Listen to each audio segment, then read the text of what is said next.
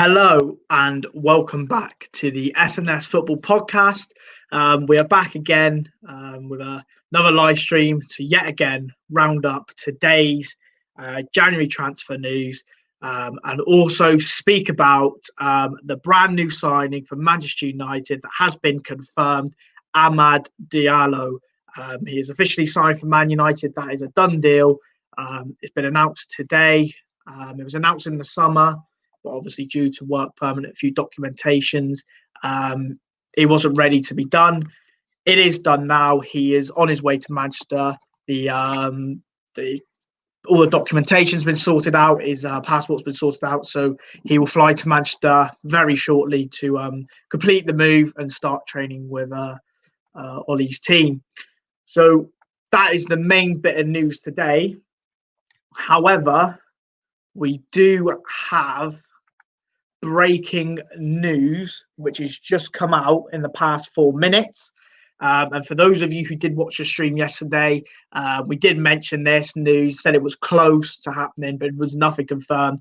This deal has been confirmed. I will just get it up for you so you're able to see it, because you will obviously be able to see it better through a picture than through me typing it. I'll be able to get it up quicker doing it this way. So this deal has come out 4 minutes ago, or 5 minutes ago now. And like I said yesterday, we did mention it on stream. And it's officially done now. So let me just share this with you.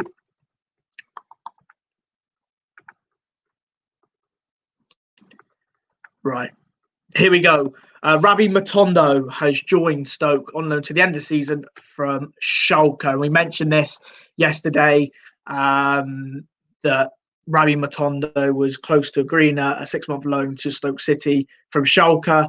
As you can see, the deal is now done. So that's the first sort of breaking news, proper deal that we've had on stream. We had the Rojo news a couple of days ago, but that was obviously fake and not true. This is the official first news. So, yeah, Rabbi Matondo to Stoke City is a done deal. So there you go. Brought up to speed with that one. So, yeah, Rabbi Matondo is done.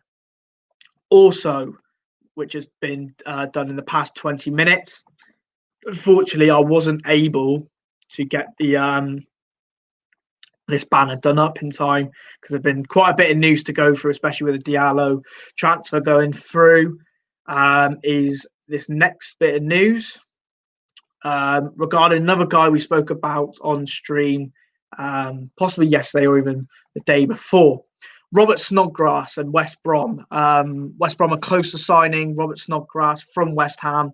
It did get reported a couple of days ago or even yesterday that West Brom were interested in signing him, but obviously there was no sort of concrete offers. Now it's been reported by Sky Sports they are close to signing the Scotland midfielder from West Ham. No news on whether it's permanent or a loan move yet, but that deal is close. So as I said, there's a lot of news to get through. We will have people on to talk about transfer news, but especially the Diallo transfer. So they will be on. So yeah, they'll come on, and we've got lots to get through as usual. Thanks, Will. Appreciate it, mate. No worries. Great to have you in the stream. So yeah, Snodgrass, Matondo, 2 deals, one done, one's close. And then another done deal, which got done 20 minutes ago. Again, unfortunately, I didn't quite get time to get this banner up. Rolando Aarons, the Newcastle winger, has joined Huddersfield on a contract until 2023. I believe he was on loan at Wickham, either this season for the first half or last season, I can't remember. But he has joined Huddersfield Town until 2023 after leaving Newcastle. So that is another done deal. Like I said, there's a lot coming in now, a lot of done deals coming in. It's just trying to keep up with them and getting them in sort of the banners and stuff like that, because there's a lot of news to go through. It's relentless at the minute now. It's as soon as you think you're on top of it, something new comes out. So yeah, like I said, just trying to get on top of the news is difficult. So just bear with me.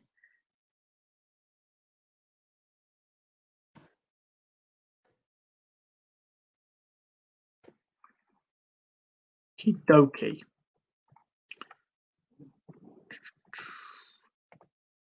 So yeah, Rolando Aarons is done. That is a done deal, as you can see there. So yeah, 2 done deals done in the past 20 minutes, and obviously news on Robert Snodgrass there.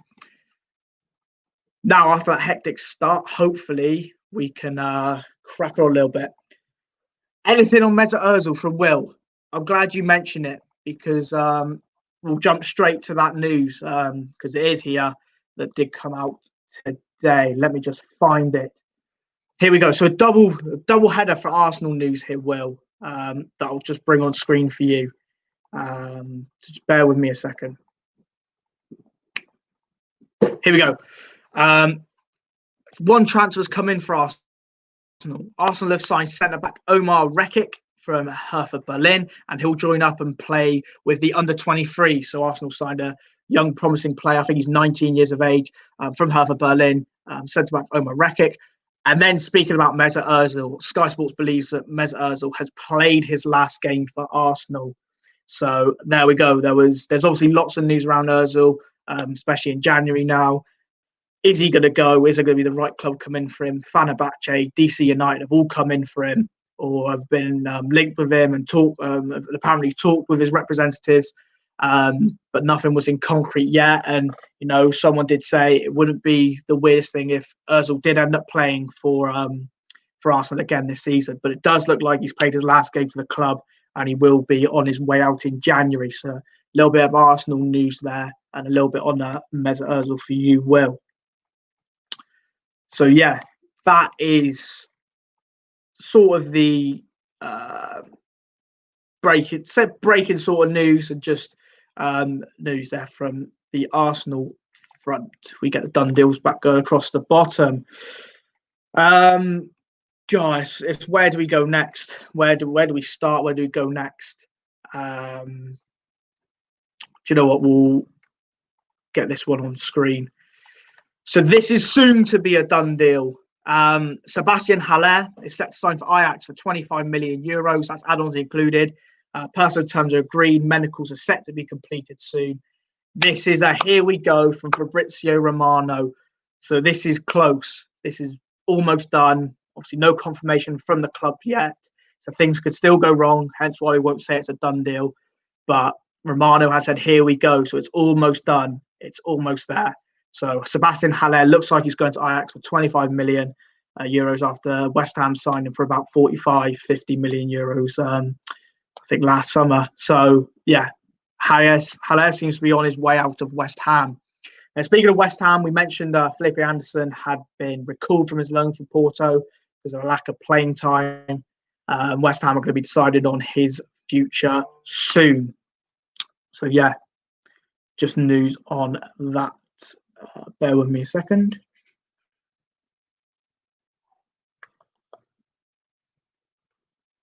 Right. So a little bit of West Ham news there and a deal which is close to being completed as well.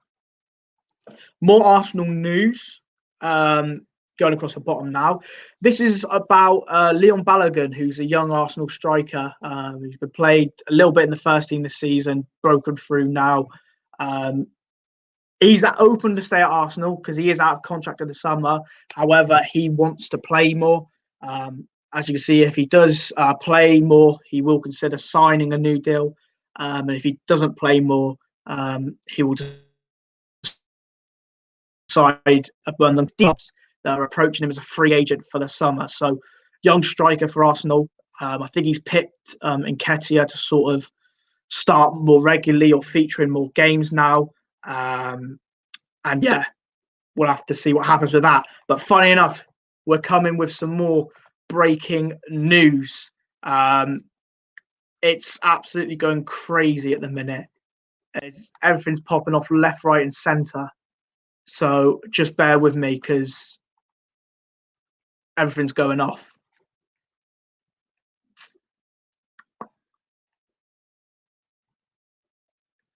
So let me just grab this up. Here we go. Right. Let me just share this.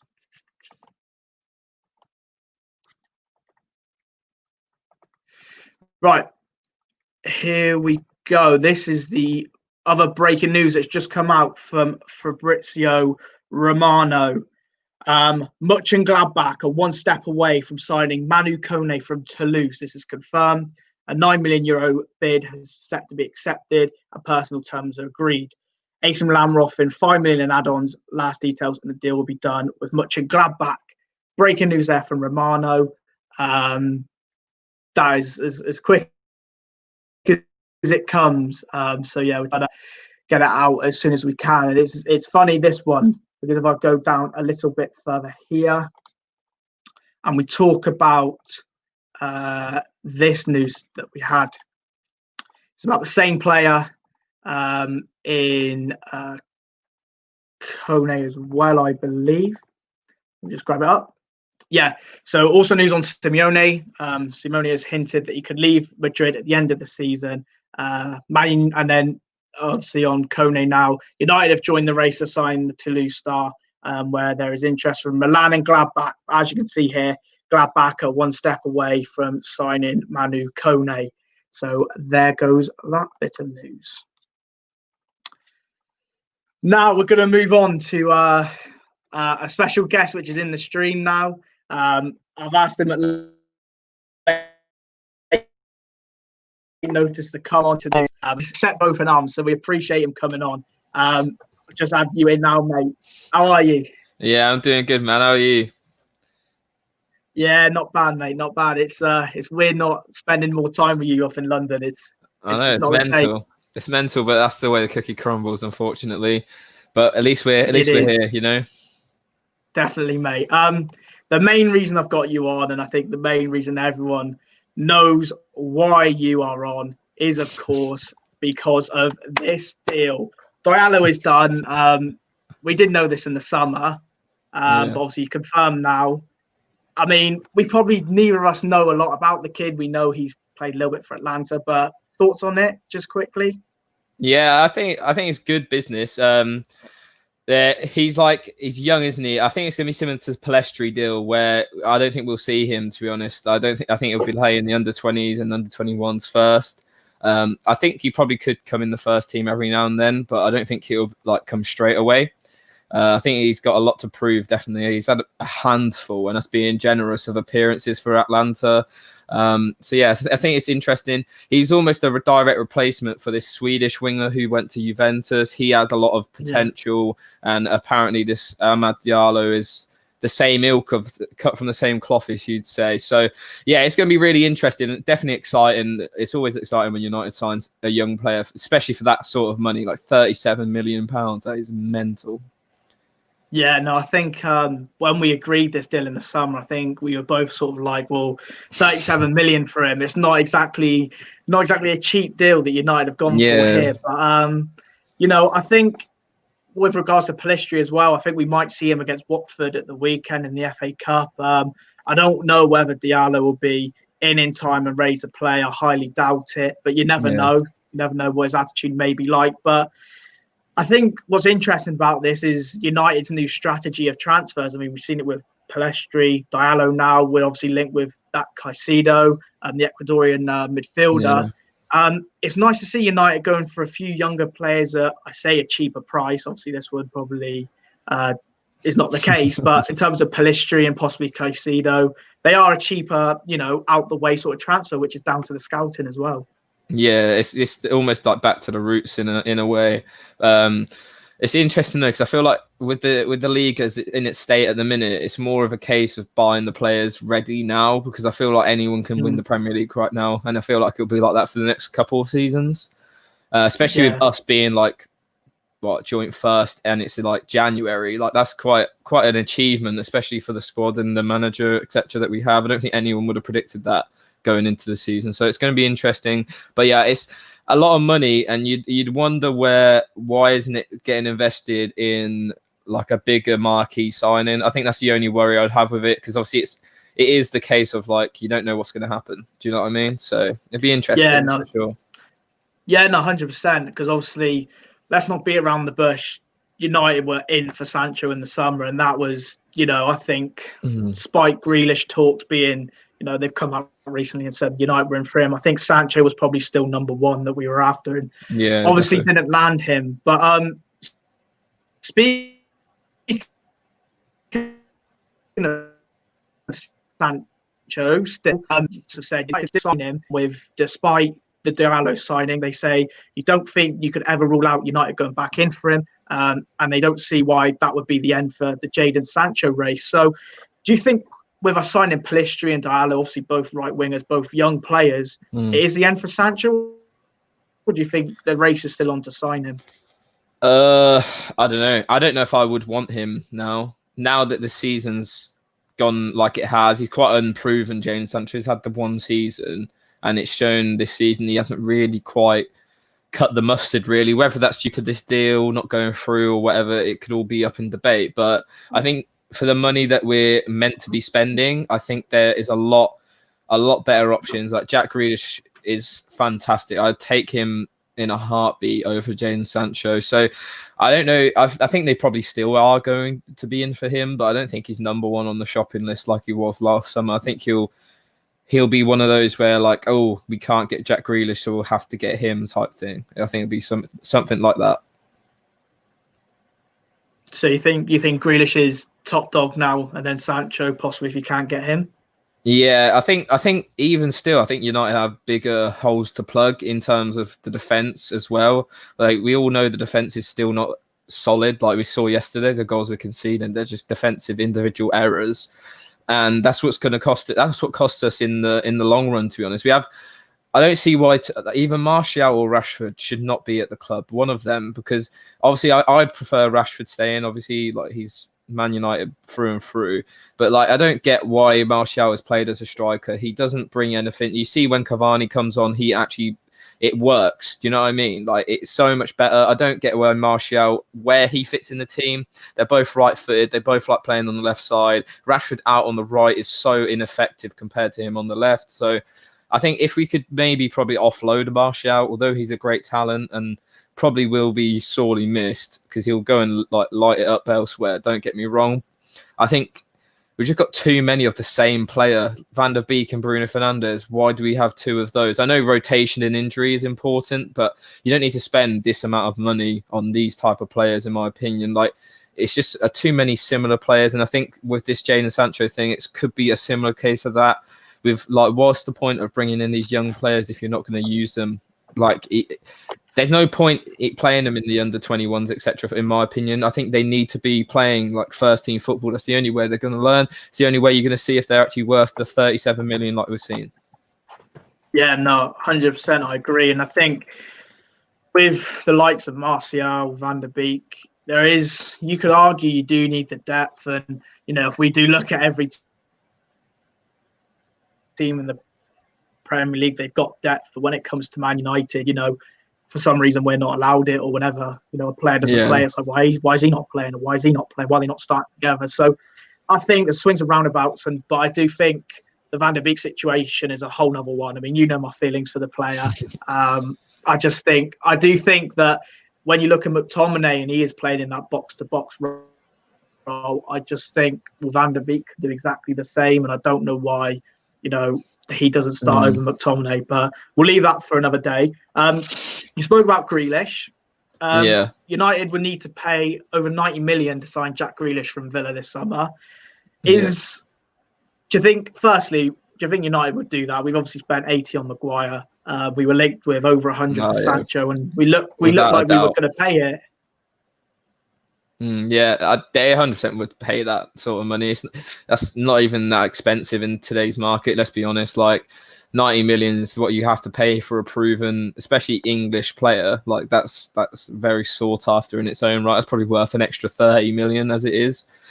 So I don't think 90 million. I just forget about price tags now, to be honest. Like everyone goes for ridiculous money. Obviously, Harry Maguire's not worth 80 million, but sometimes you have to pay over the odds to get the player that you want to get, and that's just the way the world's working right now. Yeah, I think with Maguire, you got to look at when you sign a player. If he's from the Premier League, you add money on. If he's English international, you add money on. If he's relatively young, you add money on. He was all free as well. He's from Leicester, so it wasn't like he was from a relegated Yeah. Asian team. He was from Leicester, who are a good standard team. All that comes into effect, doesn't it? Yeah, totally. I think Jack Grealish is almost the perfect player, though, in terms of Man United, what they need. Like, you see when he plays for Aston Villa, every single thing goes through him. And you see when Bruno plays for Man United, every single thing goes through him. I think offloading some of that pressure off of Bruno would be fantastic. And I think playing, like, obviously he plays on the left, he plays down the middle, but I think he probably could play on the right, much more effective than Rashford anyway, and Martial, like how they do at the minute. And I think having like a Bruno, Rashford, Grealish little three behind, again, we just need to bring in players, because obviously Cavani's not going to be cutting the mustard for long. I just don't like watching Martial right now. This season, he's been terrible, in my opinion. Like, he's scored a few goals, but like, even before he got suspended, his hold-up play is just really poor. Like, it'll just bounce off him. It's like having like a skillful Lukaku, but you know he can do better than what he's doing. Do you know what I mean? Like, it's just annoying. It's so frustrating, like seeing him having to play up front. I don't like Rashford up front either because of his lack of finishing. So I think having Grealish would just be a nice addition, and probably, other than defensive, probably the best addition we could add to our team right now. Yeah, I think with the Grealish situation, you have to look at it, and I think lots of factors come into this now. I mean, firstly, I think Pogba is off in the summer. I don't think he will stay, and I don't think he'll sign a new contract unless we were to win the league or something like that. He may be like, okay, maybe I will stay. But I think 9 times out of 10, Pogba might be off. So does Grealish then come in if you do get him and play him in midfield? Or then, to be fair, when I thought of Grealish, I thought, well, if we couldn't get Sancho last summer, could we not have gone get Grealish, play him on the right or even the left, and then you got Martial and you would have had Rashford on the other wing, so you got Grealish as still that winger option if you didn't get Sancho. So I think with Grealish, there's still scope for him to play wherever, you can play him in midfield where he's playing now for Villa, because obviously they got injuries to Barkley, or he can play off the wing where he's still equally as effective. So I think there's scope for him to play in either position, really. Yeah, I totally agree. He's quite versatile as well, which is one of the main factors you need in a team like ours. Like, you need to play in multiple positions. And it's same with the Van der Beek situation. It's just I don't get why he doesn't play in some like Ollie just loves playing with a sitting two, and that's the issue right now. Like, if he's playing with a sitting two, Van der Beek just doesn't get in that team, unfortunately, and he's not going to get there ahead of Bruno because the guy's in incredible form, and you can't outplay him, to be honest.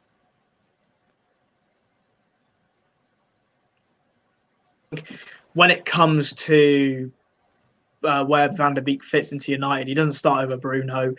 I don't think he starts over Pogba yet, because when you do look at Pogba, he has got the ability. And even last night, he was a clear out ball for Henderson, onto Pogba's chest, still onto his head, and he'd win the header. But I just think that if you've got McTominay, who clearly isn't a defensive midfielder, you've got Fred, who's not a defensive midfielder, and they're box to box, I think he can do that job and do it better than them because he's better on the ball. So I wouldn't say he has to start over a Matic, who's an out-and-out defensive midfielder, and I don't think he should start over Bruno or Pogba. But you don't need to play McTominay as a box-to-box midfielder when you got Van der Beek on the bench, in my opinion. But look, we'll go away from Grealish and from Van der Beek. We'll stick to the news that's come out today about Diallo. Good news is he won't need to quarantine when he arrives, as he was part of Atlanta's bubble, and he also becomes first player in the UK signed on under the post-Brexit rules. So a little bit of facts there. So I just wonder, with this quarantine news, whether there is a chance he does play against Watford at the weekend, depending on how quickly he gets here.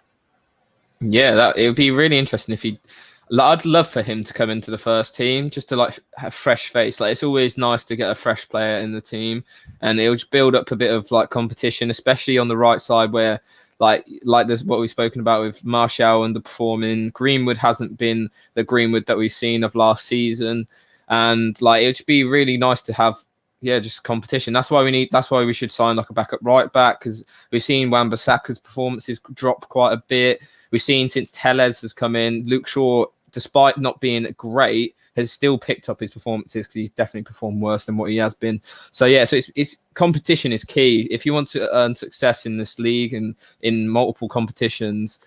Competition is very, very important to get the players playing at their best at all times. Do you think with a drop in performances in Wan-Bissaka, I've seen today that United are looking for possibly a more experienced right back than possibly a Max Aarons that we've been linked with, who's obviously very young. But do you not think a possible recall for Diallo would be needed to help push him? Good question. I don't know. Diallo was not great when he was here. Like, although he might be playing well for AC Milan, just AC Milan in general, they don't have a great squad and they're just outperforming right now. So I'm not sure if Diallo is the option because defensively he's terrible compared to Wan-Bissaka especially. I just think I don't know if I'd get an experienced one in though because like Max Aarons has a good deal of experience. He's played Premier League football before, but he's young. And I think having both of them would be better than, say, buying an experienced right back who's going to command playing almost every week and push Wan-Bissaka out the door. Like, I don't want Wan-Bissaka not playing every week, but having competition and seeing Max Aarons play, like, say, every midweek or whatever, like we've seen with the schedule right now, it's absolutely mental. I think that's just as valid.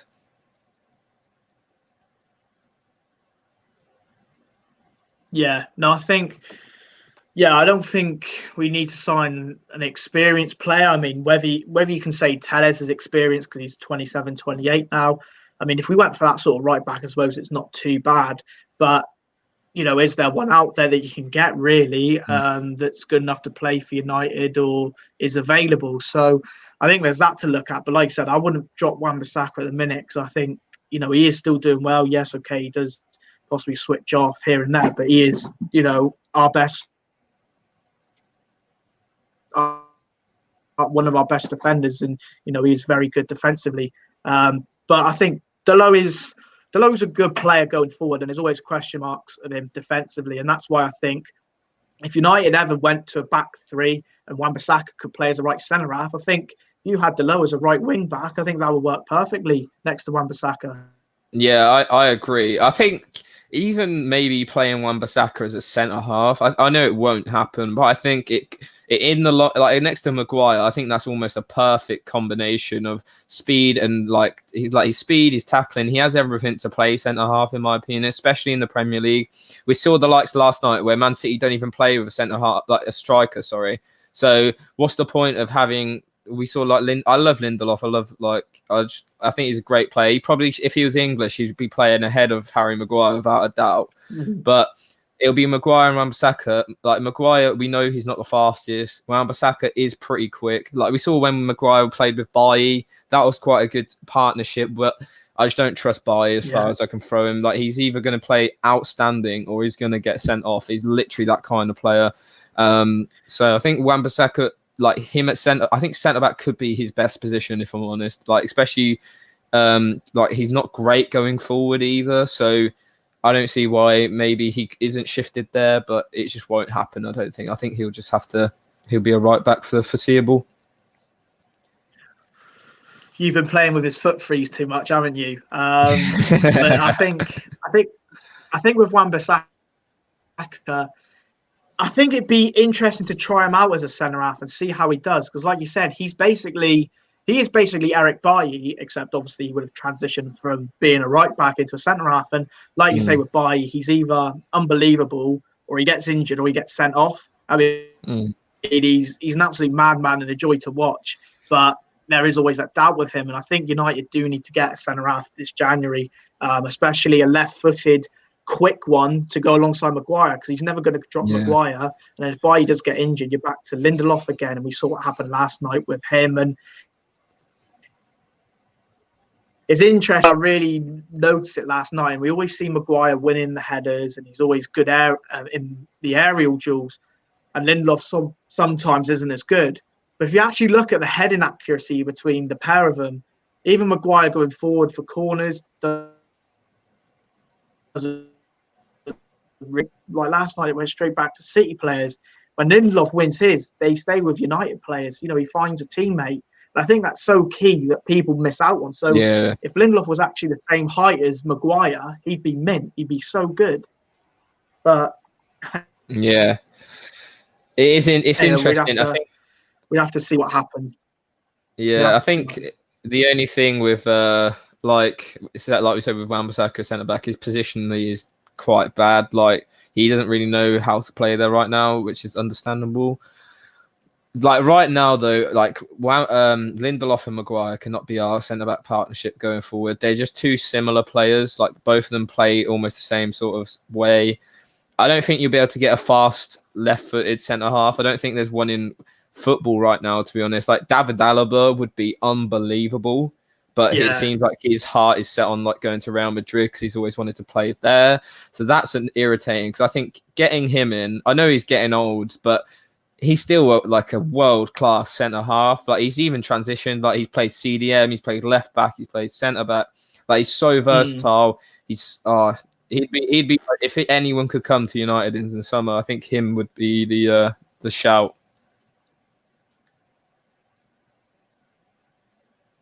Yeah, I think when we look at United centre halves possibly in January, I think there was 5 mentioned which are sort of realistic that we could sign, but Alaba was one, but obviously that doesn't look realistic anymore. You've got Ben White from Brighton. You've got Upamecano, but that doesn't look like it's very possible. You've got Pau Torres from Villarreal. And then the other guy was Benoit Badiashile from Monaco, and I think he is the one that suits the bill out of all of them in terms of left-footed, relatively quick. He's 19 and he's played a lot of first-team football, so I think they're the names being chucked about, but it's just whether United do get anyone in. And this Caicedo deal as well has gone a little bit quiet over the past couple of days. It seemed to be hotting up and near completion, but it's just sort of dropped off again, that one. Yeah, it's weird. Like obviously with those sort of deals, I don't imagine there any like as much effort has been put into them as obviously the bigger deals, which is understandable. But I don't know. Do you think United will sign anyone in January? Like obviously other than like Traore and maybe the younger players. Like do you think they're going to actually put their hand in their pocket and fork out for a centre half this January, or do you think it's just going to be wait until the summer?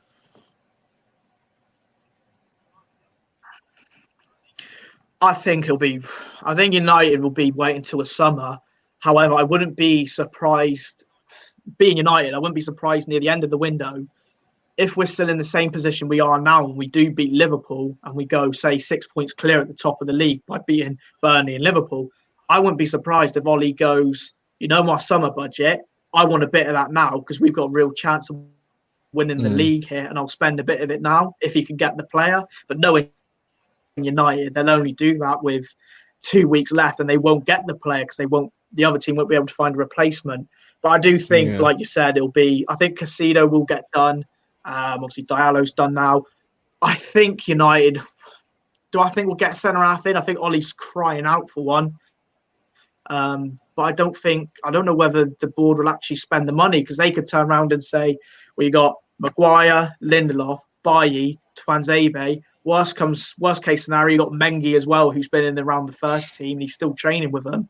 So there's and Jones and Rojo were still there as well. So you've got 7-8 centre halves there that you could pick from. So I don't think they put their hand in unless they moved any on, because they'd say we got 6, 7, 8 centre halves there to choose from. But I think the big ones will be done in the summer. I don't know whether you've seen it or if anyone's seen it, but Stephen Howson from Stretford Paddock, he's on a podcast with Rio Ferdinand every week talking about the Premier League.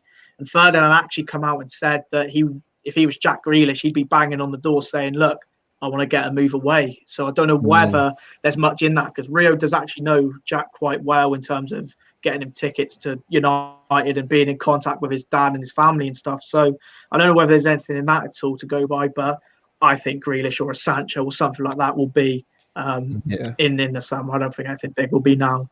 But just a few comments coming in, mate. A few comments coming in. Solomon.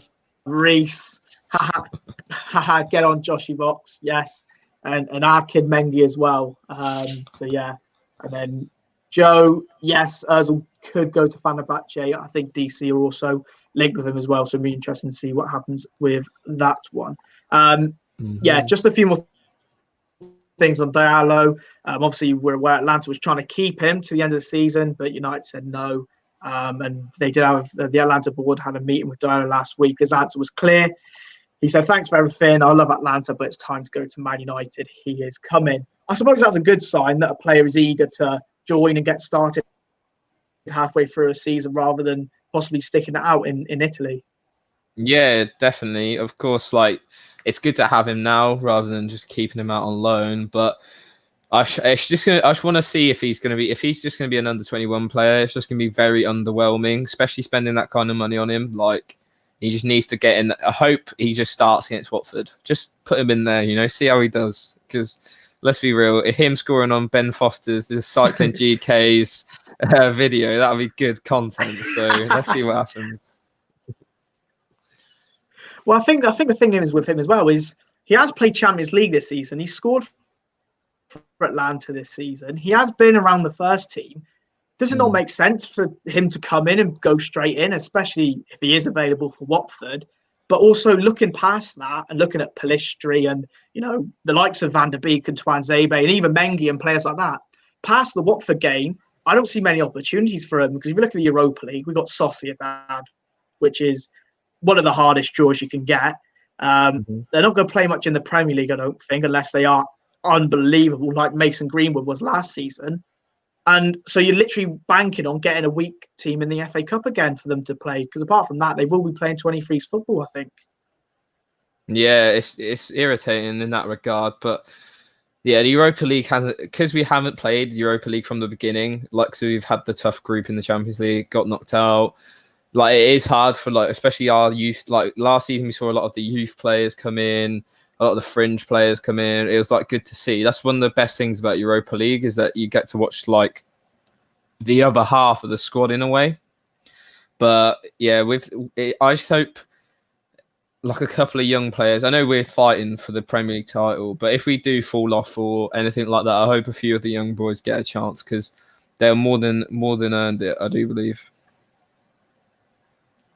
Right. I'll just go do a quick sort of prediction with yourself. When Morgan was on, a Chelsea fan, a couple of days ago, did the same with him. Dream signing for January, realistic one. One player you think will leave United in January? All in January, yeah. Yeah, all in January. All right. So the dream one, like I said, would be Alaba. A player to leave in January would be Phil Jones. I heard he's going out on loan, maybe to Derby. Maybe I'll just get rid of him. Link with him. The Rooney link, yeah. Yeah, Rooney's helping us out yet again.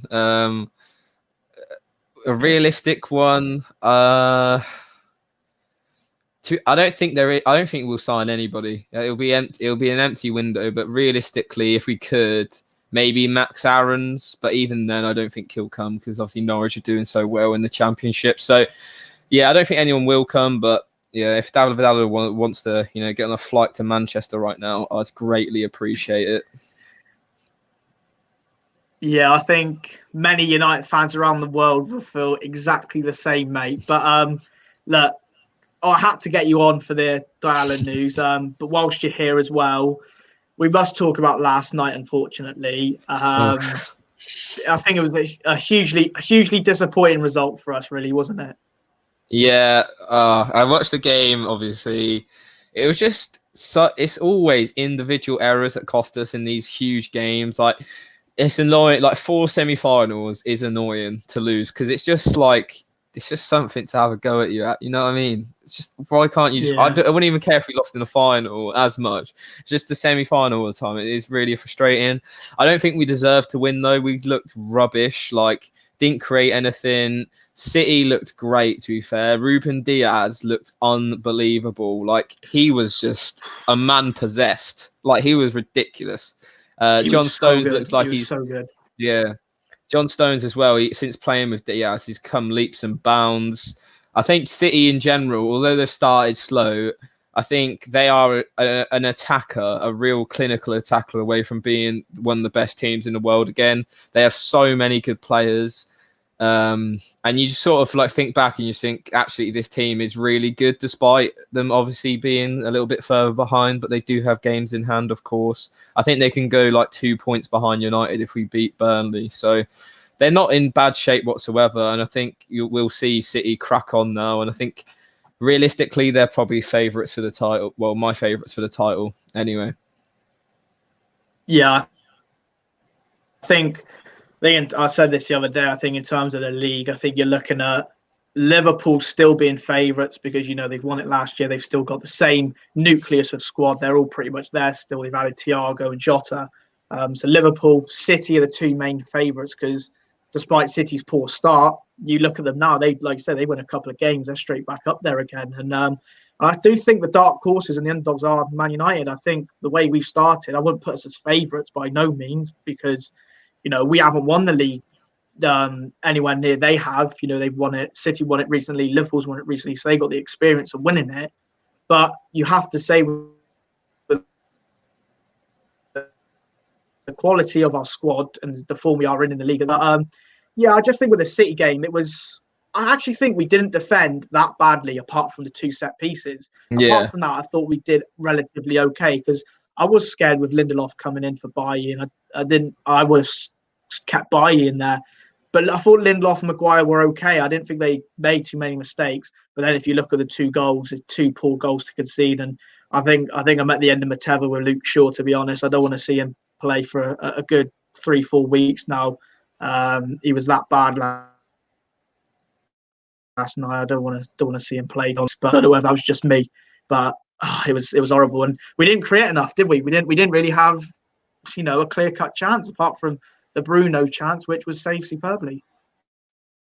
It was just a bit lackluster from defence to attack. Like you mentioned, obviously Luke Shaw. Like Maguire was definitely at fault for the goal. Like it was, if he just clears it away, there is no goal happening there. So it's annoying with that regard. Luke Shaw, I just feel like he just doesn't track back fast enough. He's just very slow to get back into position. Same with Wan-Bissaka, but to a less of a degree. Jogs. He doesn't sprint. Like you never see Luke Shaw sprint. And I know Telles has been amazing, but I feel like he's done a much better job than Luke Shaw. So I know he's been a little bit injured here and there. He obviously hasn't had the pre-season with United. It's also going to be a little bit different, but I still think he should be starting. Like we've seen Luke Shaw start far too many times compared to like why Telles should have been brought in for. Yeah, I think with Telles, that was the ideal time to start him last night in a cup game. Luke Shaw started the last 3-4 games anyway in the league, so it would have been a good time to rest him because let's face it, Telles isn't a bad fullback. So when you still got that quality there, you might as well play him. And even if worst case scenario Williams had played at left back or something, I don't think that would have been a bad shout because he'll run and he'll give everything in that he'll sort fight of game. For it, yeah. So yeah, it is beyond me. Saw Luke Shaw last night, but we just didn't create enough and didn't really ask City that many questions, to be honest, which is a bit of a shame when you got Rashford, Bruno, Pogba, Martial as well, all playing. And I think that was a bit of a whimper. But like I said, Diallo, good news, and Diallo is done. We got Watford at the weekend in the FA Cup, so hopefully we can get back to winning ways on that. And then Burnley on Tuesday. Confident for Burnley to go top of the league?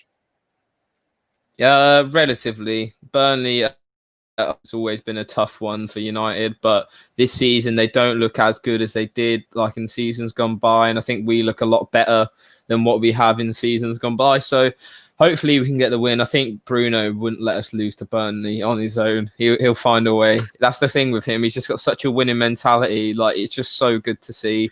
It's so much different compared to everyone else. So I think he'll get the job done. Mate, we said this about the Champions League. We said he wouldn't let us get knocked out because he's got the anthem as his ringtone, and we all seen what happened with that. So I wouldn't be just so sure. But look, I don't want to keep you for too long. I'm aware you've probably got stuff to do and TikToks to make. So, if you are watching the stream, by the way, please go and follow the FPL graduates on pretty much everywhere: Twitter, Instagram, Much, YouTube, TikTok. They're all on there. They're absolutely killing it on TikTok at the minute, YouTube as well, and obviously Twitter and Instagram is where they put out news and bits and bobs, especially in the weekend when games are going on. It gets a bit tasty. So yeah, if you are new, then you don't know them, go and give them a follow because they are doing some great stuff. And Josh, mate, I hope to see you back up in London soon, but it doesn't look likely at the minute. Nah, defo don't. But we'll definitely have to. I'll come down, see you boys there. You still got a couple more years left other than me, so we'll definitely meet up soon when we all can. It'll be all good. But yeah, thanks for having me on. And obviously, if you're watching and you haven't subscribed to this channel, definitely give it a subscribe. You won't regret it. It's a good old channel, this. Josh, thanks, mate. Appreciate it. And I'll speak to you soon, mate. But appreciate your time. See you later, mate. Have a good night. See you later, boy. Cheers. Thanks, mate. So there we go. Josh from FPL Graduates there, fellow United fan, and a good friend of mine, one of my best mates, come on there. Give us a little bit of his insight into the Diallo transfer. As Josh was online, unfortunately, I couldn't stop him because we were in absolute free flow. But there was breaking news. It's Romano again. Here we go. It's Haller again. Medicals completed for Haller as a new Ajax player. He's leaving West Ham for 25 million. Add-ons including he's expected to sign his contract in the next few hours. Confirmed. Here we go. So we can now call this the first done deal on stream. Haller is done to Ajax, 25 million euros. That is a done deal. So yes. We might have some more good news in a minute because I might be able to secure another guest on. Just bear with me a second.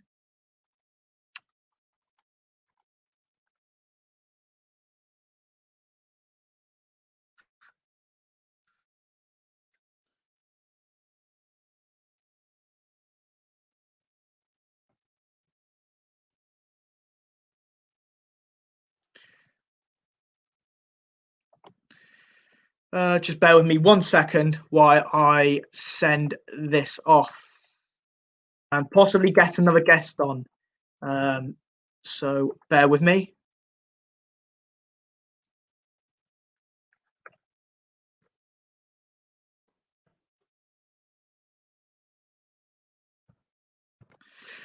Right, hopefully another guest will join us shortly. But there we go, done deal. Sebastian Haller to Ajax is confirmed and done. Ramos to Liverpool. Reese, we will talk about this now. Just bear with me a second. So I do believe we have Ramos news. But just bear with me while I try and find it. Like I said, so much has gone on. Trying to find the news is absolutely mental. Yes, so bit of a double header here on news. Just bear with me. So Wolves have recalled Patrick Cutrone from Fiorentina. He's gone straight into the first team, so he's not going back out on loan or being sold. He's in their first team and he is going to be used. Nuno Espirito Santos did state that today in his press conference. And Liverpool are interested in signing Sergio Ramos, who is out of contract in the summer. So not done or anything like that, Reese, mate. Don't get excited. Just interested at the minute. Then speaking of Liverpool, they've offered David Alaba a $9 million a year contract to beat Real Madrid to his transfer. That could be interesting. It'd be interesting to see where we go with that. Josh, if you're still watching, will not be happy because I think me and all United fans, including Josh, would love him at United. But unfortunately, he looks Madrid or Liverpool bound, but I'd still say he is Madrid bound at the minute. But as you can see, done deal still on the screen is, of course, Sebastian Haller going to Ajax from West Ham for 25 million euros.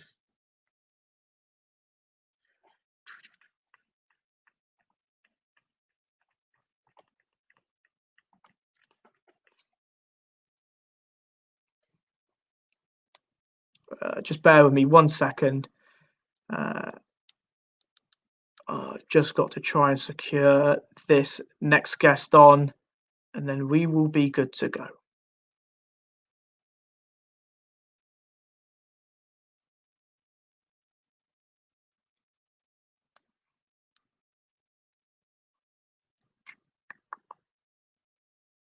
Like I said, if anyone does want to come on, please let us know in the comments or on our Twitter. And we will get you on no matter what team you support. Obviously, tonight is going to be United based because of the Diallo news, but any team you support, you can come on and we'll have a chat about your club, transfers in general, and yeah, we'll go from there.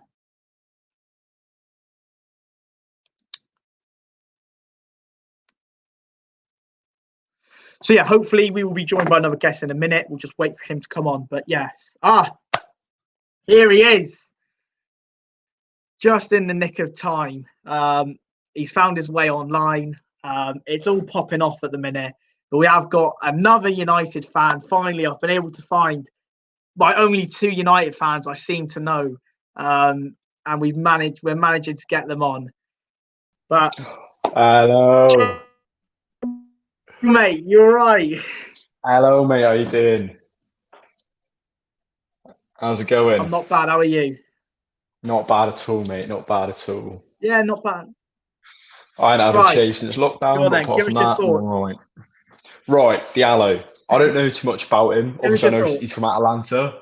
I know he's the right winger. No, he's done less than an hour of professional football in their adults team, but he seems to be all right. I don't know. 40 million seems quite a lot for someone who may end up in the under 21s. Yeah, I think that's the main thing us United fans are worried about is we have paid 40 million for him, which is 40 million. considering his age, a big fee. Because we look at Palistri, we look at this Ecuadorian we're linked with, Caicedo. You know, their cheap prices, I don't know, 6-10 million. That's not too bad, but 40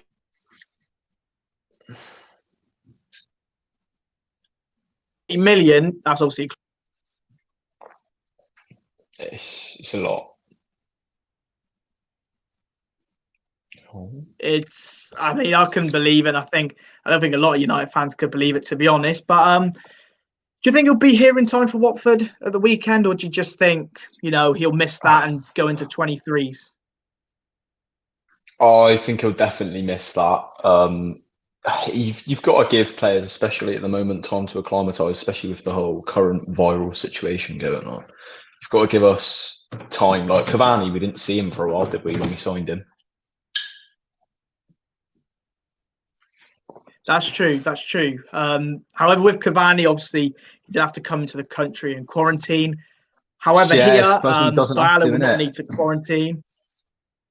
He doesn't have to quarantine. He was in Atlanta's bubble, and he's the first player in the UK signed under the post-Brexit rules as well. So, this is why I seem to think he might have a slim chance of playing at the weekend because he doesn't need to quarantine. Yeah, it's possible. I'm definitely not saying no to it. I don't know if that's the first game you want to play as a young kid. Depends. Maybe he's not going to start. It's true. Maybe he's going to start. Yeah, I was going to say I wouldn't. I don't think I'd start him. Maybe if he was fit and obviously available, possibly have him on the bench in case say we were 2-0 up, 3-1 up or something. He could come on then, but I don't think I would start him. I think Palistri you could probably start because he's obviously been here since the summer, but I don't think I'd start Diallo just yet. Nah, not yet. I do like him though. He seems promising. It's the lack of professional football he's played is what worries me. That's true. I think it's. Do you think it's nailed on? Palistri starts at the weekend, or do you think it's off the bench jobby for him? I don't think it's nailed on. It's you never know with Ole, do you? He does some strange transfers at some strange time in the game.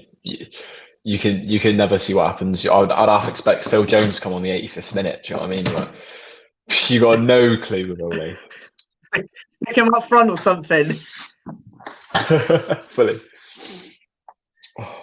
He'll pull him out of the He'll pull him out of the medical bay and get him on because I think he's still injured at the minute, but he'll do anything. Yeah, he still is, mate. Phil He still Jones is. playing. Stretcher him on, mate. Put him straight on. Yeah. I've only yeah, maybe no, on Atlanta. loan, actually. Well, yeah, Derby County's linked with him, but Yeah. to be honest, the reason I haven't said anything on the channel yet is because it's gone really quiet, and that's what scares me. Yeah. Nothing's been said for a while, so I seem to think it's died down. But believe me, if anything comes about Phil Jones and going on loan to Derby or whatever, it will be said on the channel. But yeah, no, Atlanta wanted to keep him to the end of the season, Diallo on loan. And he said no, so I guess that's like, positive. He wanted to join straight away. He said like his heart's in United now, wasn't he, or something? He said, I love Atlanta, but like my heart's in United. Exactly that, mate. He got the quote here. Thanks for everything. I love Atlanta, but it's time to go to United, and he is coming. Yes, there it is. So yeah, that's got to be a positive, surely. Got to be a positive. It is a positive. It is unlike a recent United to get a deal done within the first couple of days of a transfer. When we're looking at Ed Woodward, it's usually done in the last couple of days. Ever since David Gill, we haven't really seen an early transfer. So it's positive. It's positive. It's just, will it be effective? We'll have to see. The problem you're forgetting, though, is this deal was actually done in the summer and we couldn't sign him because of a work permit issue. Yes, that is true. That is true. So I wouldn't say it's quick in January. It's been brewing for a long time. You're right. You're right. You've done me that. You're not wrong. Look, like I said, Diallo is on his way. That's positive news. We knew that news was coming, but it's good when you do sign a player eventually anyway, especially after what happened last night. And like I said, like we did with Josh, we do have to talk about last night. You probably heard his thoughts and my thoughts from the game. Your thoughts straight away?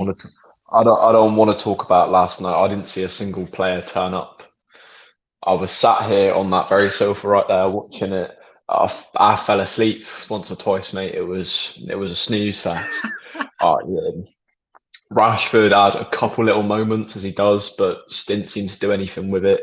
I mean, I've seen worse from Maguire and Lindelof. I've seen worse, but I rate Bailly. That's what I know a lot of people don't. I know a lot of people don't, but I rate Bailly highly. I think he's sick. He is. It's a tricky one.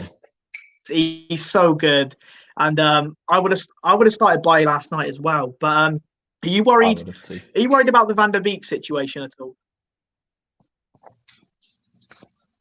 I don't even know what's going on. Like, I just don't know why he's not playing. And when he does, he just doesn't seem to be doing much. I don't know. It's a tricky one. It's such a tricky one. I just don't. I think when he does play, I just don't get why he's been signed. When he does play, I think. Yeah, no, I think the reason we signed him was obviously to have some depth in and around the midfield because let's face it, we are lacking it. And if you were to take him out, United, we'd have not a lot, to be honest. But I still think he's worthy of a few starts. I mean, he didn't even start against Sheffield United, who are the worst team in Premier League history. Yeah, I don't know why we're not playing him. I think he's good. Maybe Ole thinks he does a steady job. Time. He does do a steady job. He does a steady job. I just don't know why Ole's not playing him. He's basically McTominay, who's basically playing as a box to box now. Anyways, he's not a defensive midfielder. He's a box to box Duracell bunny. He's basically McTominay with a bit of quality on the ball and can get into the final third and score. So I don't see why. Look, don't get me wrong. He shouldn't start over Bruno van der Beek, and he shouldn't start for me over Pogba, because as much as Pogba's inconsistent, he has still got quality on the ball. But I think he has. If you're playing a diamond like he did last night, you abandon Fred or McTominay, one of the two, possibly McTominay, and you stick Van der Beek in there because he can do the same job with more quality. I feel like it's a bit reductive to say they do the same job. Like they play the same position, but Scott brings a mental side to the game that I don't think Van der Beek can understand as, one, a new signing, and two, not a British signing. Scott has the United ethos, which I really respect. I think he's sort of underrated by a lot of armchair commentators, especially outside of the United fan base. I think he's very underrated. Yeah. I think he brings a lot mentally. Like I can't even remember, we were playing last season when we won 3-0 and we scored 2. To the team. Completely. We had scored 3 against some team last season and everyone was celebrating in the corner, and each ran over and said, "We go again." I don't think there's enough of that at United at the moment. Yeah. They're content. Yeah. They're content with small wins. When I want to see back in Fergie days where 6-0 wasn't enough. 6-1 was what we let them put a goal in. Yeah. That's ridiculous. I want to see that energy, even if we can't replicate on the pitch. I want to see the energy we brought to it. Like a Bruno Fernandes type mentality. Completely. Yeah, I think. Look, I'm not saying McTominay should be sold or anything, but he does have good traits, and he does bring. Like, don't get me wrong, there's been games this season where him and Fred has worked well because we needed energy and a lot of legs in the middle. Like Leeds is a perfect example. I mean, could you imagine playing Matic in that game? Oh my word, he would have been needed to be dragged off at half time. So that's where it works. But I do think there's a lot of times like last night. There's a lot of times like last night where you only need to play one of either Fred or McTominay, and Van der Beek could do that box-to-box role like one of them, like they're both doing, really. Yeah, I agree with that. I don't know. I rate Fred has patches where I'm like, I see why you were signed, and then he just seems to go quiet for months on end. And I don't know. I don't know how much I rate him. I think the pair are underrated, and you have to give Ollie credit because let's face it, Fred was out the door when Ollie took over, and McTominay was just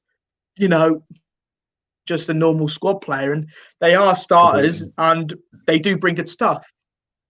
But Fred, like you say, does have patches, but even when he does play well, it goes under the radar. So it is one of them. But we have had a comment in. It does happen to be from a Liverpool fan, one we all know very well. I've seen it.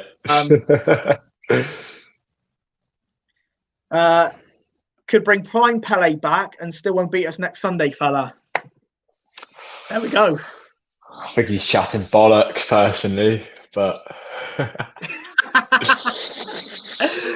oh god, mate, honestly, no, I think they're being very optimistic at the minute, considering the league form that they're going into this game with. I mean, it is an undisputable fact that United are the only team to have not lost in our last 5 games. So we've got the best form in the league. It's undisputable. Bruno Fernandes hasn't lost a Premier League away game since he's joined.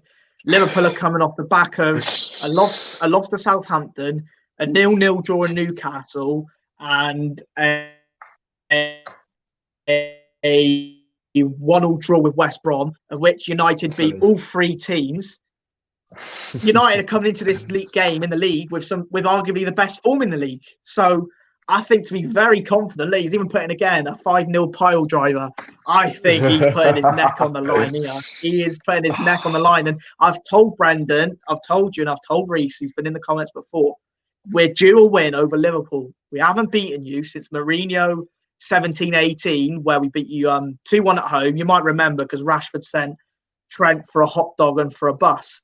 But we haven't beaten you since then. So we're due a win, mate. It's only a matter of time, and we're in as good as form as anyone could be in, and you're in relegation form at the minute in the league.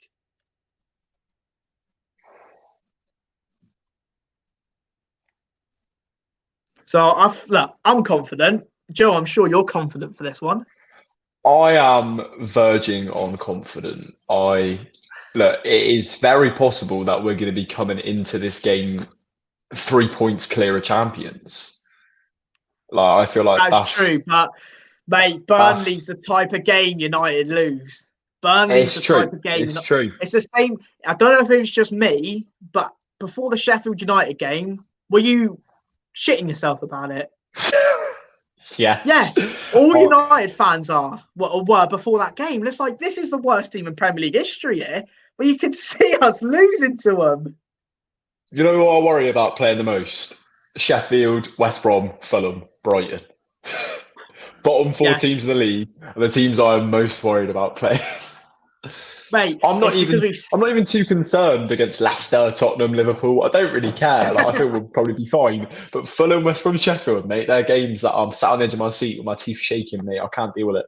Can't deal with it. Mate, honestly, literally, the thing is because we've seen it so many times. We've been humiliated so many times by losing to do you remember when we beat City 3-2? Pogba had that incredible second half performance, stopped City from winning the league. And the week after, we lost to West Brom, who were basically relegated, and City won the league because we lost. It doesn't make sense. We've seen it too many times where we've had humiliating defeats, and that's why us as a fan base are bricking it. When we play against Sheffield United and now Burnley, where if we win the game, we go 3 points clear. I think maybe. I don't know. I back us to win the game, but I would not be too surprised if we came out with a 1-1 draw or a 2-1 loss where they score in like the 89th minute. Yeah, not it's 100%. 100%. But we'll go back to talk about Diallo because obviously that is the news based off of today. It's interesting this bit of news. I don't know if you can see it on screen yourself. About Jadon Sancho, and they're saying that they don't think you can rule it out ever not happening. And despite United signing Diallo, I don't see why they would say that it's over for Sancho. So, do you think Sancho could still happen? Even when I first saw Diallo, I didn't think that affected our chances of getting Sancho at all. I still think we are very much on for Sancho. I think Edward will be looking for Sancho, especially in his bad form at the moment, because he's probably convinced he can get it for under that £100 million price tag that he's so worried about. Yeah, that's true. I think if we're gonna get Sancho, if we were ever gonna get Sancho, and it's not just rumours, I think it is still as likely now as it was in September. Do you think there's going to be? Do you think it could be done in January then? Because you said now. Maybe. I don't think so. I back it to be next September, but maybe. But the chances are slim. I'd back it to happen this September though, for sure. Mate, yeah, you're one optimistic person if you think it's happening in January. But I think even with September, I still think there's going to be a lot of clubs still sniffing around him. Whereas you look at last summer, it was literally just Man United, and I think that was why we had such a good chance signing him. But Sancho's a name. Also, this one, 90 million to sign Jack Grealish from Villa this summer. I don't want him. I'm not gonna lie. I think he's a good player. I think he'd be good at United, and I know it is actually kind of blasphemous as a United fan to say that. But I just don't know where we put him. We have got too many high-profile midfielders. I just don't know when he'd get the time. Is he gonna play over Bruno Fernandes? No. Is he gonna play over Pogba? No. He costs too much. We've got to pay too much for him. He's got to play. He can't play with Pogba and Fernandes because we can't have 3 attacking midfielders in one game. Maybe Alex Van der Beek would be starting, wouldn't he? Yeah, maybe we could rotate him with Pogba, but how can we rotate a new signing for 90 million with Pogba, another like £90 million signing? I don't think we're going to get him because I don't think we can play him. You're forgetting, mate. He plays off the wing for Villa as well. Yeah, I know he plays off the wing for Villa, but it's not where he wants to be. So, but also, do you think Pogba's staying then? Do you think he's not leaving in the summer? I have, if I'm honest, no clue. Raiola is the biggest sack of shit football has ever seen. And I will believe that till I die. I don't believe a word he says. I don't think Pogba wanted to be here. And I don't know if Pogba's playing like he is now to try and attract other clubs, or he's playing like he is now because he started to realise this is where he can do what he wants to do. This is where he can become the name he wants to be. But I think we just got to wait and see with that one. I think, well, we've obviously had the Raiola comments. If you've seen the long 2-hour episode, if you've seen the long 2-hour episode on the podcast, I did speak about it in quite a bit of detail. So if you did miss it, all the Pogba comments are on that episode. You can't miss it. It's a long 2-hour one. But also Fabrizio Romano did come out and say that Pogba will leave in the summer. So do you not think they're thinking some of that money could go into Grealish now, or is that Van der Beek coming into the team now when Grealish goes as a winger with possibly Rashford, Martial, Cavani, if Cavani extends his contract? How do you see that playing now? If we sell Pogba, I would back the money to go on either Grealish or Sancho. If we don't sell Pogba, I don't think there's a chance now that we're going to have Grealish at our team. I don't think we can facilitate it. Especially when I think Sancho is more of a priority than Grealish. I think with Man United, right wing has always been a priority. I mean, we haven't had one basically in so many. I mean, we've had Sanchez, but was he really a right winger? And he was terrible anyway. So we haven't really had a right winger. So I think that's always a priority. And I think with Diallo and Pellistri, give them this 6 months. Are they up to standard to go into the first team next season? Or do we need to say, hang on, they need to develop in 23s more. We need to get a Jadon Sancho who's proven already. So I think with the right winger, it needs to happen. But you're not going to get Sancho and Grealish in the same window when you're under the Glaziers. And I don't think you would, even if you weren't under the Glaziers. So it's such a difficult one. Completely. You know more than anyone, I used to spend many a lunchtime ranting about my hate for the Glaziers and how they have driven our club into the ground. We will never be able to get what we could get with our money and our power, our pulling power under the Glaziers. We could be such a bigger club. And that's ridiculous because I will say we are the biggest club in the world. Yeah, and we could be much bigger. We could be much bigger if we didn't have the Glaziers as our owners. But you think of probably the high caliber signings we would have been able to make had they not been there down the road. We're not even talking now, but under Fergie when they were there, I think even Moyes said they were linked with Ronaldo and Bale, and that looked very likely or something at the same same summer, I think. So I think it'll be either Sancho or Grealish, and then I think with Grealish, if you don't end up getting Sancho, I think Grealish can play off the right or off the left like he has done. And you got Rashford, Martial, and Cavani and Greenwood who can make up the other two attacking places if we play with a front three. Yeah, I agree with that fully.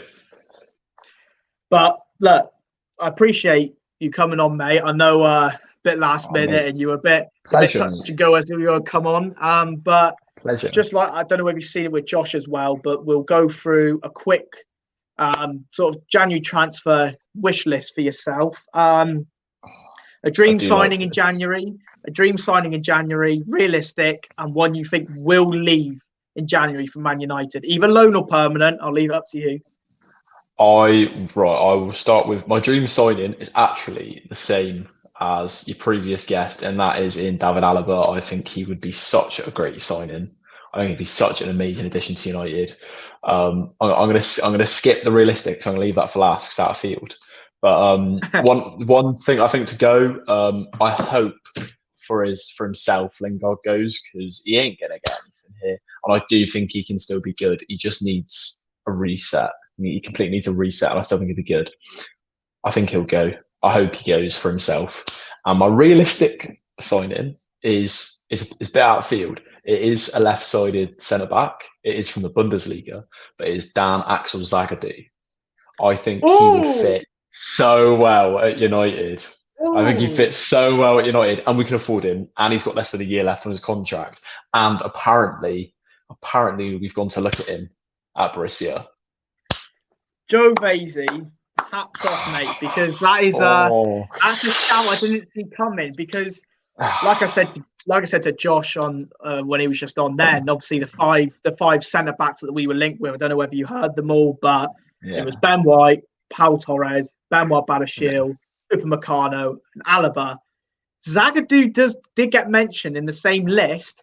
However, the big thing that puts everyone off is he plays for Dortmund, and we can't deal with Dortmund. Look at Haaland, look at Bellingham, look at Sancho. We can't deal with Dortmund. That's why everyone's been put off from him.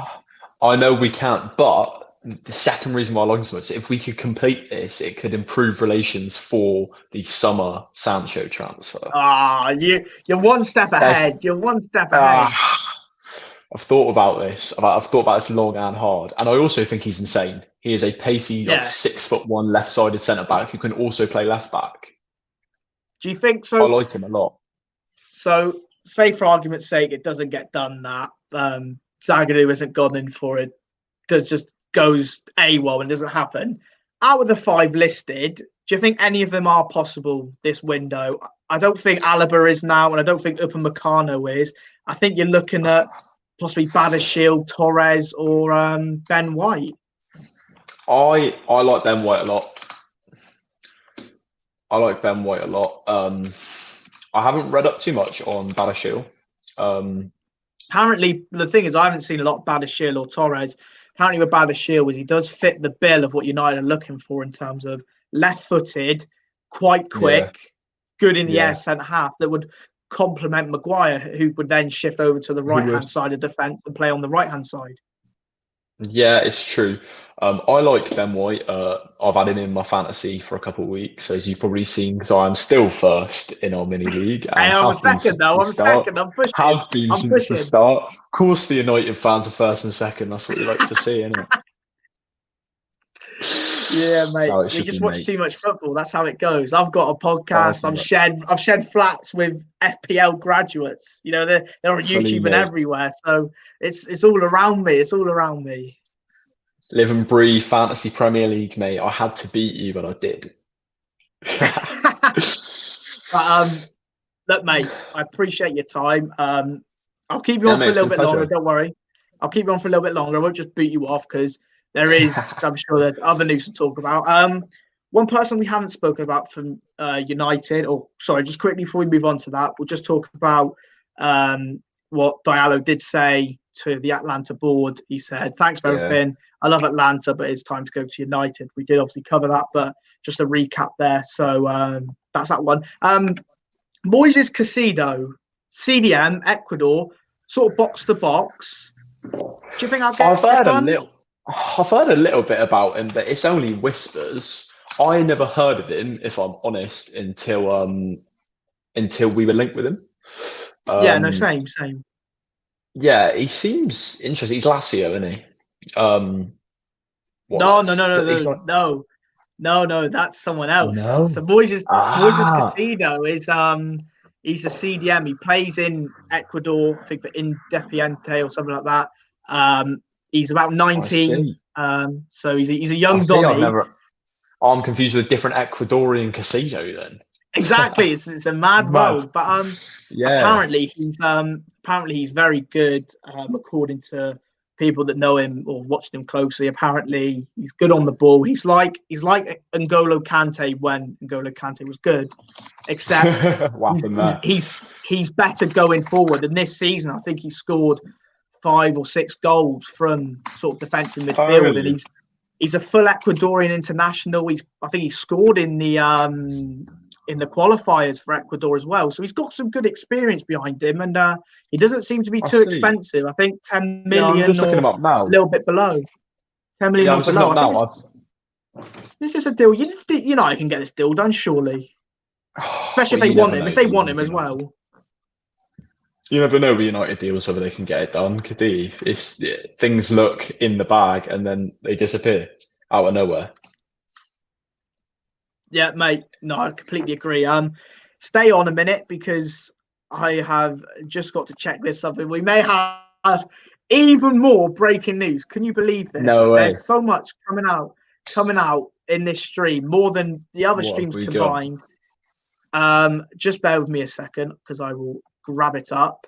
It's about Mesut Ozil and Fenerbahce. So this is the manager. No Mesut way. Ozil's situation will become clear in the coming days. Mesut's name is very common. It's not possible for me to make a comment before he comes. Oh god. That's So mad. is that him saying that he's on his that they're gonna sign him, or is that just him speaking about Ozil like any other coach would speak about Ozil? I don't know. Ozil's situation will become clear in the coming days. Don't forget, DC United are still linked with him as well. Yes, they are. I don't know. I think Ozil needs to go somewhere, anywhere. He can come play for Argyle for all I care. He just needs to get out of Arsenal. What a boy! He just needs to get out of Arsenal for his own sake. You can't be in a relegation form team and be that good. It's not all right. It's not fair. Not, mate. It's not.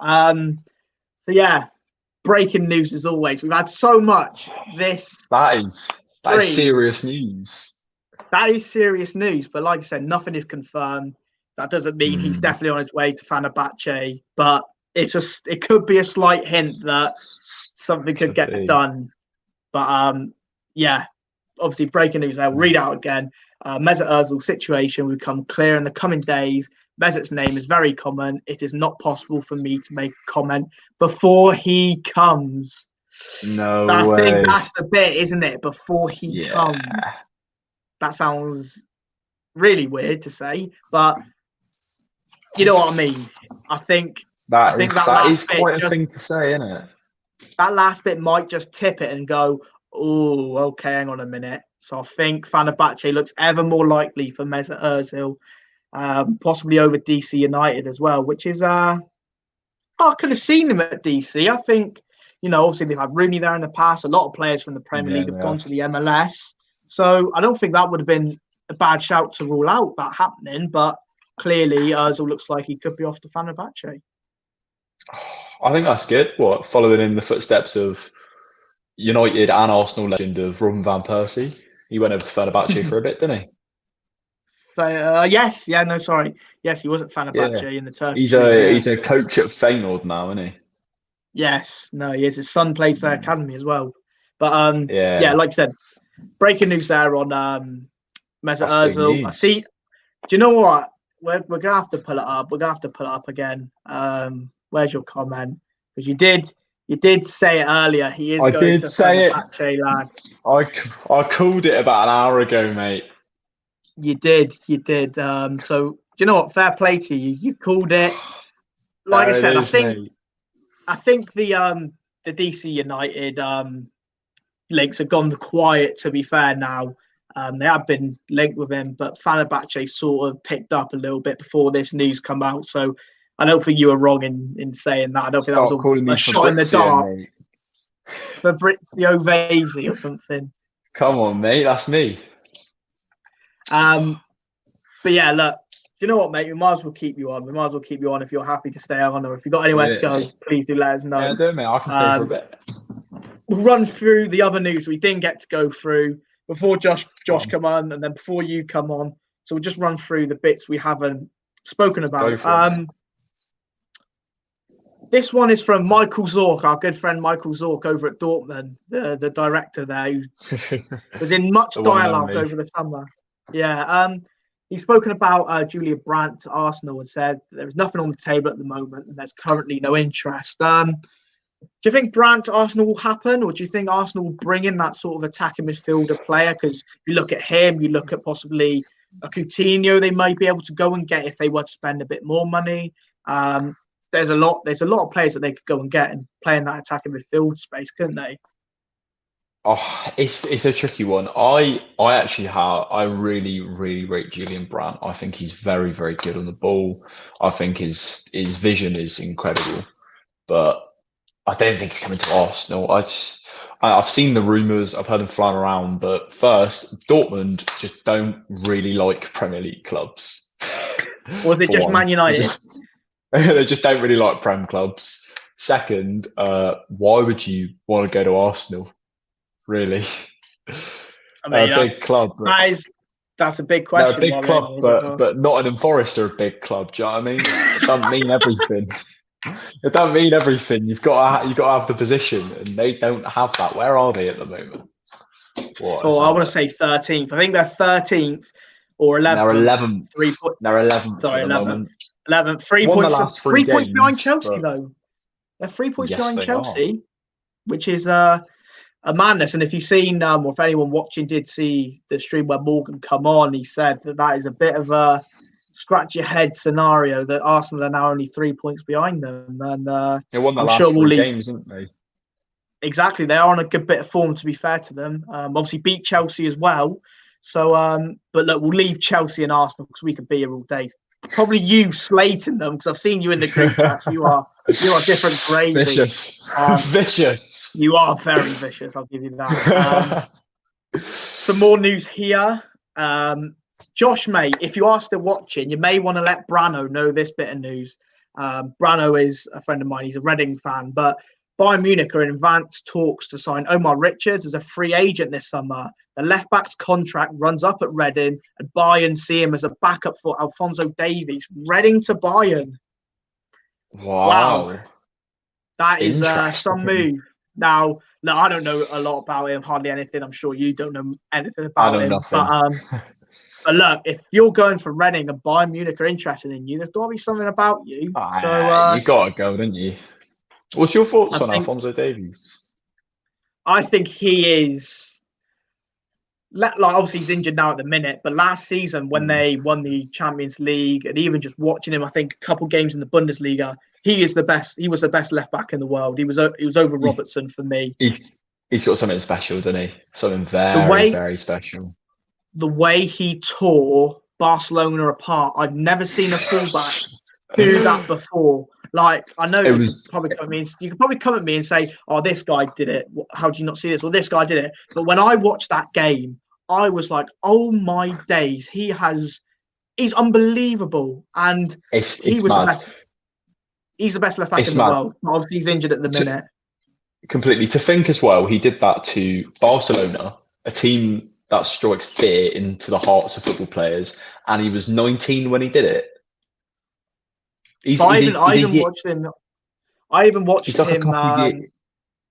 watched him because obviously when I watch Bundesliga, I do like Dortmund. You know, I prefer to support Dortmund than a Bayern because Dortmund. I think Dortmund are a good team to support when in the Bundesliga. But when obviously that returned in the Premier League hadn't, back when games started filtering back in, I watched the Klassiker between them and Bayern, and it was very much neck and neck at that point.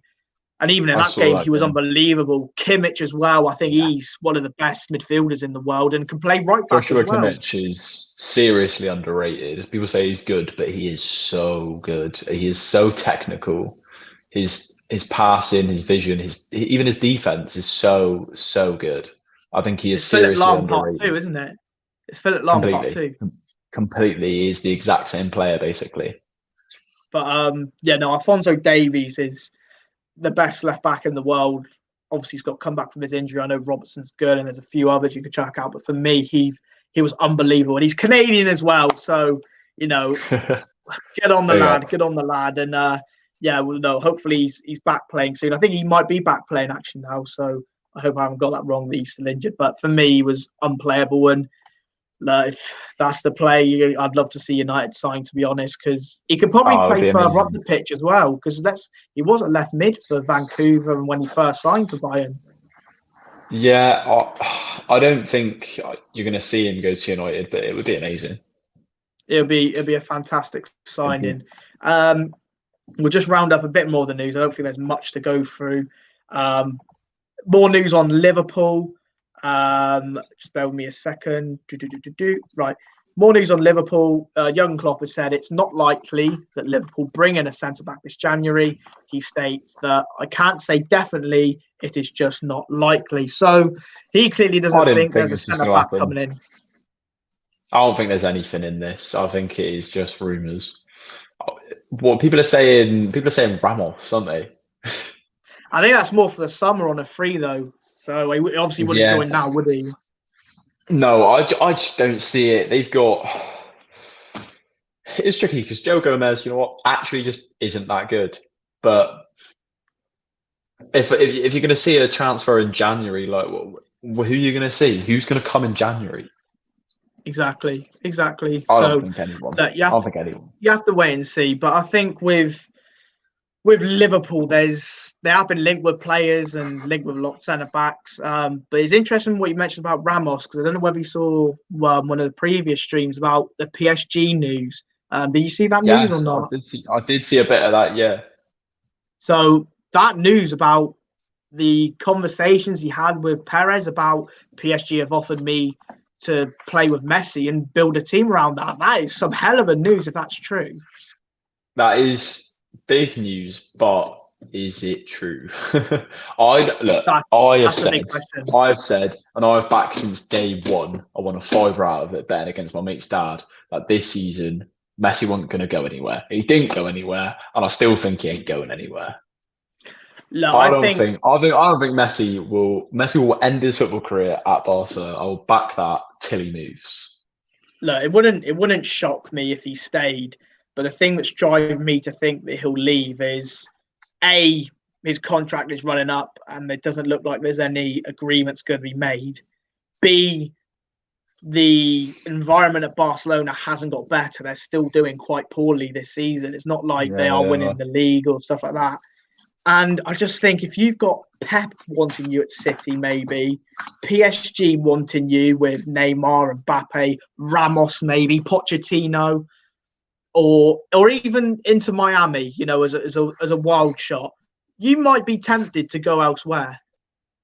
You might be, and what Barcelona are third at the moment in their season. I think they got I think they're 7 points behind Atletico, who are first, and Real are close behind them. But they're only halfway through their season as well, even slightly less than halfway. I don't think he's going to go anywhere, but that's just me, and it's not based on a lot of facts. It's just based on a feeling. I just really feel Messi's a one club man, because if he was going to move around, he would have moved around younger, like Ronaldo, which is why, probably dragging myself into a very controversial topic here, is why I think Ronaldo is the better footballer. It's because he has done it all in many, many places. And Messi has done it in the La Liga. Ronaldo was tearing the Premier League, a new arsehole, at like 20 years old. Like, Messi couldn't have done that. Messi can't win a game on a rainy night in Stoke, and Ronaldo could, and he did it again and again and again. Do you know the thing is? I think that is why people rate Ronaldo higher than Messi, is because he's done it in multiple leagues. He's done it with Portugal as well, won the Euros. He didn't even play in the final, really, and they still won it. So, look, I think that's why people regard Ronaldo higher. And look, I always used to say I prefer Ronaldo because A, he played for United, but B, you know, I just think because he's done it in multiple leagues and for his country as well, that's what puts him a little bit higher for me. But now I just get to the stage where it's like, look, you've got to appreciate them both, for they're both good at what they do, and they both have different attributes which the other player doesn't necessarily have. Like Messi is, at the end of the day, innate ability. Ronaldo is complete hard work. Completely. At the end of the day, they are both insane. I feel like Ronaldo was the edge due to his multi-continental successes, whether that be for club or for country. No, mate, you're not wrong saying that.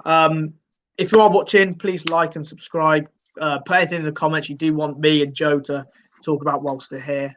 We will talk about it. So yeah, please do let us know if there's anything you want to talk about, any football news you want us to speak about.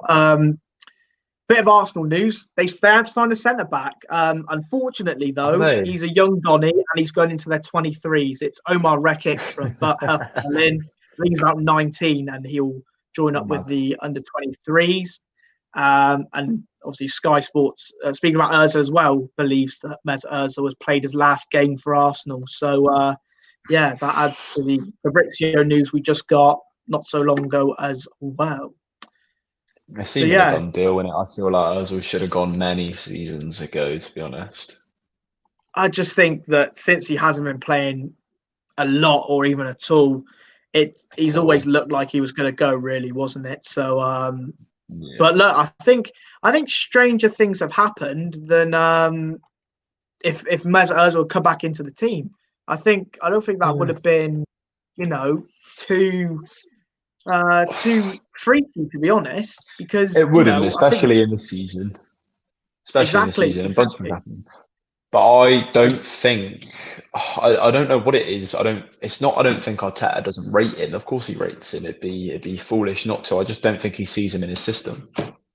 That's what I said. I don't think it works, especially if Arsenal played with that 3-4-3, the 4 in midfield and the 2 central midfielders. You can't allow Ozil to just attack and not defend without having, you have to have a really good defensive midfield next to him. And you argue they've got Partey, so you could do that. But I don't think he works in that system, like you said. I think he has to work with 2 other midfielders behind him.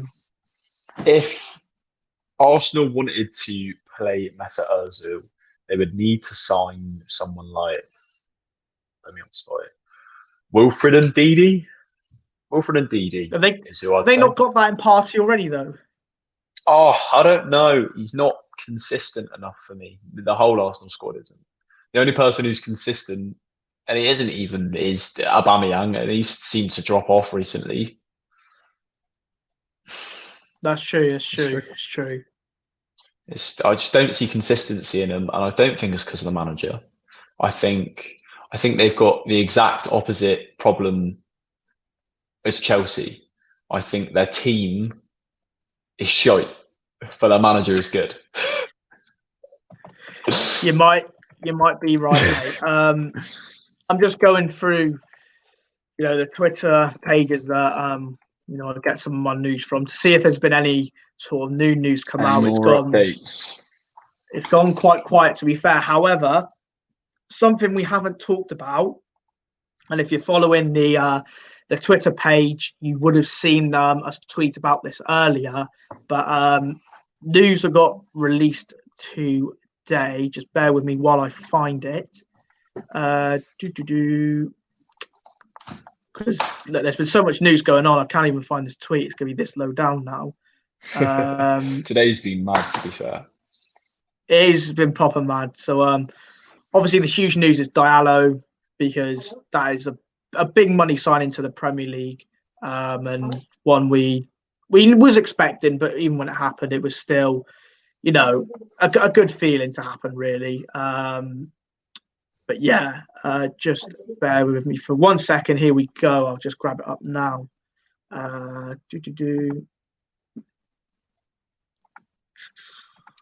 will get this up. Oh, looks like I've clicked on the wrong thing. So just give me 1 second. I'll click on the wrong tweet. But yeah, no, this news that I am getting up, we tweeted out today. Yeah, so I'll get it up now. I've managed to find the right tweet. I don't know whether you've seen this, Joe, on the Twitter page, but this next thing here looks very likely and happening now. If I just get rid of this,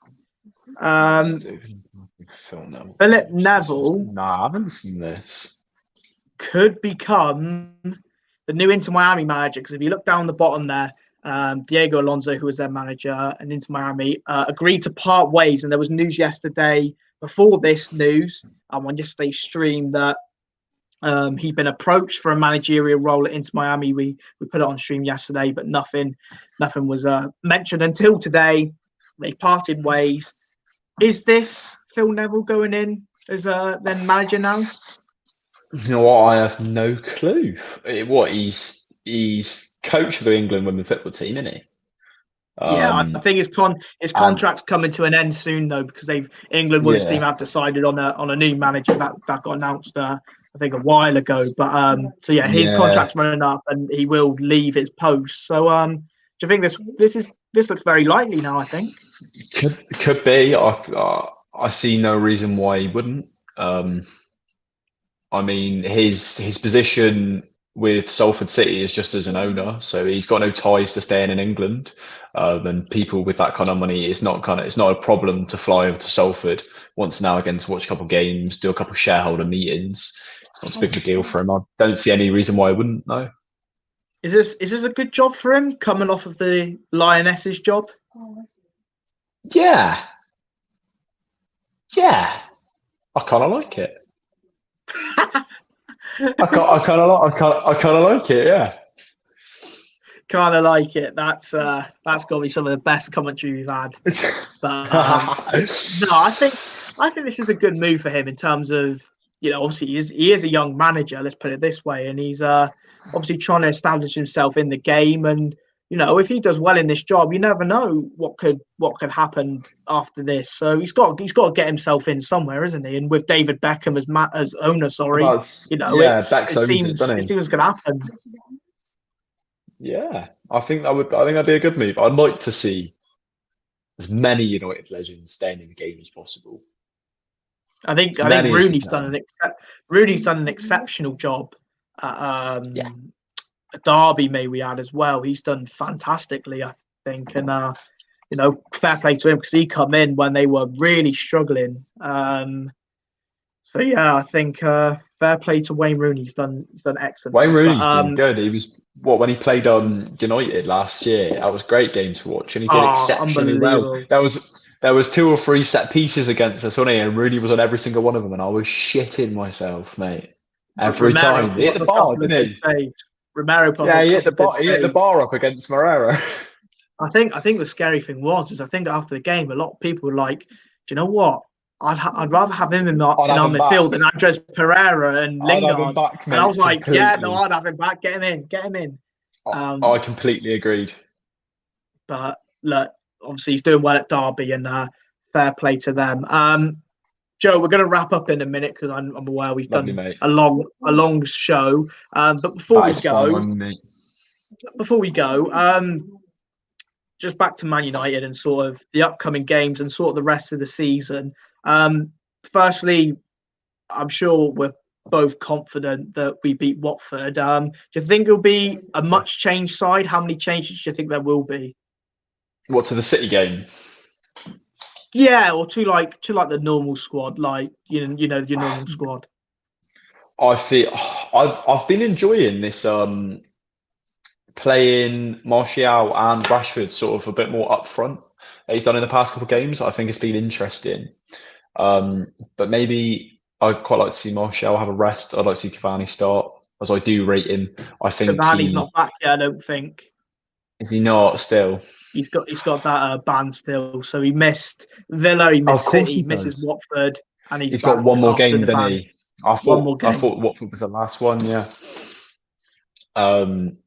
Obviously Fernandes is going to start. Obviously Maguire's going to start. Do you think Fernandes will start? Because I don't know. I think as much as Fernandes wants to play every game, and I think you do have to take it a bit careful with him because we're one injury away from losing a big part of our team, and you don't want to burn him out. I think if you have him on the bench and things aren't going to plan, or it's 0-0 where you draw, and then you bring him on, and you do start Van der Beek. You start Van der Beek in this game. Yeah, my problem is I don't trust Ole's subs. I think he does the wrong subs, and I think he does them at the wrong time. That's true. That's true. So also we cannot afford to lose this game, which is why I think he'll start Fernandes. We can't afford to lose it. If we win this game, we go into the Liverpool game in such a strong position. So if I was sort of just quickly run through the sort of team I'd expect, I'll just rattle the names of players and I'll see if you agree whether they start. So I'm thinking Henderson in goal. I think he starts, doesn't he? Yeah, I agree. Right back, I'm tempted to say, I don't want to say Wan-Bissaka because I think he needs a rest. But I don't want to say Tuanzebe because I feel he might play as a centre half. So I'll go with Wan-Bissaka. I'll go Wan-Bissaka. I think Wan-Bissaka, Tuanzebe. Yeah, I agree. Back two, I'll go. I don't think he'll drop Maguire. I'll be really shocked if he did. So I'll go Maguire and Tuanzebe. Yeah. I hope to see Tellez at the left. Yes. Tellez left back, I'd say that. To be fair, even if Brandon Williams got a run out at possibly right back, I wouldn't mind that, to be fair. Yeah. I think we'll see Tellez. Yeah, I think we'll see McTominay. Yeah, I think we'll definitely see McTominay. Well, to be fair, Matic hasn't played in a while, so I wouldn't be surprised if it's a Matic, Mata, Van der Mata could definitely Beek, play. Matic, Van der Beek, Mata, maybe midfield with Fernandes in there. I think, and then I think in terms of the attacking options, I think we're looking at. I don't know whether Pellistri will start. I'd love to see Pellistri start, but I don't think he will. I don't think do you know so. what? We'll see Rashford. Do you know what? I'm going to put a dark horse in there. I think as his little bit of a swan song, Odi and Diallo might play. Nah, maybe. I'll rate him. I rate him, but I think his time is up. I think because we've got Cavani and now you can see the quality, the difference in quality. So, but look, I wouldn't be surprised if Diallo did start because I think if you want to give Rashford and Marcel a rest, bring Diallo in. He did it last year in the FA Cup.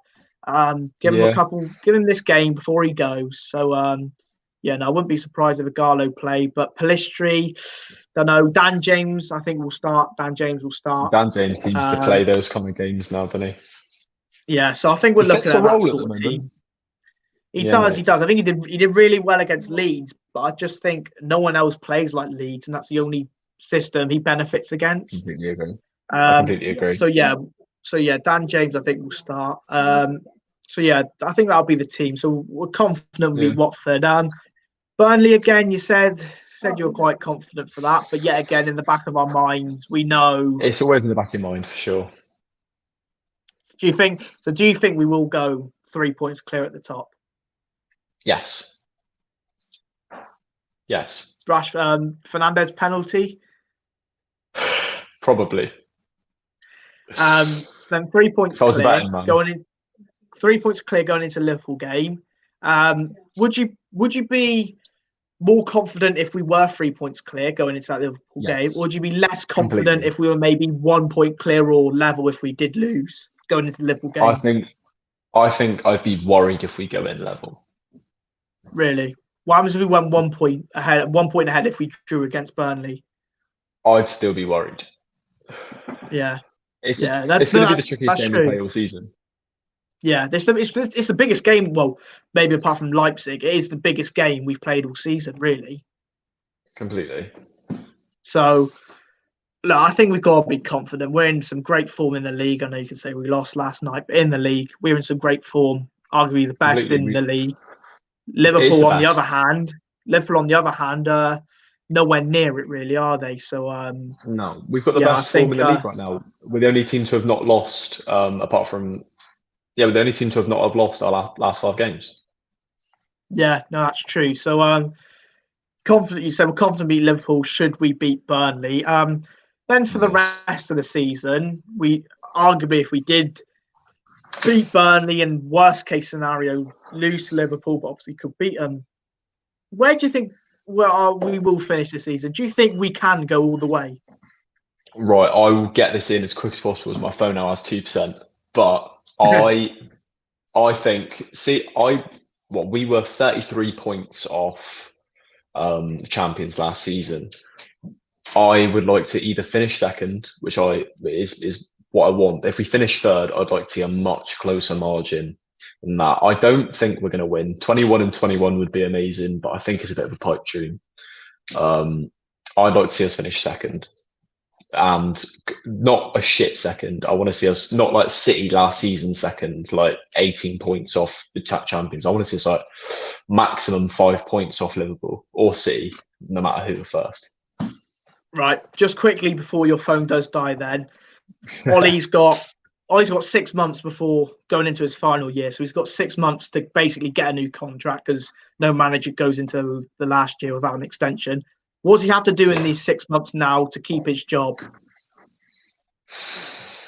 Well, to put it plainly, win. But to break it down, I think we need to see better than last season. We've got to see obvious improvement. So that's finish above third, win a trophy. Is that the Europa League and FA Cup, or is it just one trophy? One trophy, I think, is enough. Which one? Which I'd one do you rather think it'll see the be? I'd rather see the FA. I'd rather see the FA than the Europa. That's interesting. That's interesting. But look, I don't want your phone to die, so I Yeah, appreciate we're your on 1% time. now. Yeah, mate. Yeah, I Thanks for having me appreciate your on. It was time. very good. No worries, mate. I'll let you know if you if I need you on at any point. I think that might be Joe's phone dead, so we might just have killed him off completely. So yeah, another United fan coming on just to go through United Diallo signing and a bit of the other news as well. That is going to wrap up the stream. Let's have a look here. What's he saying? Yeah, here he is in the comments. He died. But sub to SNS. Yes, if you are watching, please do subscribe. Hit the notification bells. That will let you know when videos come out, when we go live. Also, I will put it in the chat again. Just bear with me 1 second. I think this is the right handle.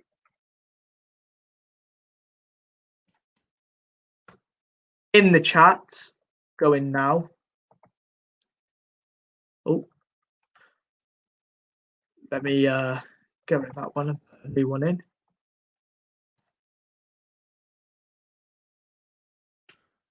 In the chat now is the Twitter handle. So if you don't follow the Twitter, please follow the Twitter. All the transfer news when we're not live will be on there. And also all of the news on when we go live and when videos are being uploaded will go on there. So please, if you have been tuning into my stories or anything, all the news has gone from there onto the Twitter. I mentioned that on my story today. So if you do want to keep in contact with SNS when we go live, all the news, when videos are coming out, follow the Twitter. There it is. Or you can type in SNS Football Podcast on Twitter and it will come up. Finally, from me, I appreciate everyone that's come on today. Josh, Joe, appreciate it. Short notice. As the Diallo signing was really so, had to quickly get some people on. We're looking to get more people on. If you want to come on, please do let us know. Hit us up in the comments. Let us know on Twitter comments. Okay, just let us know. We can get you on. We'll talk about everything.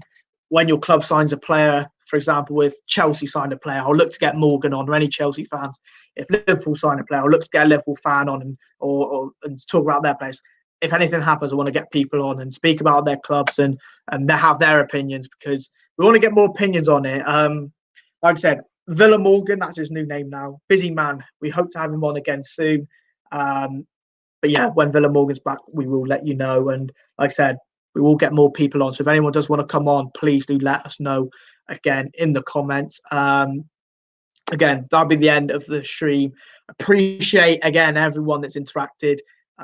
Please do make sure you do like the streams, subscribe to the channel, hit the notification bell, keep commenting.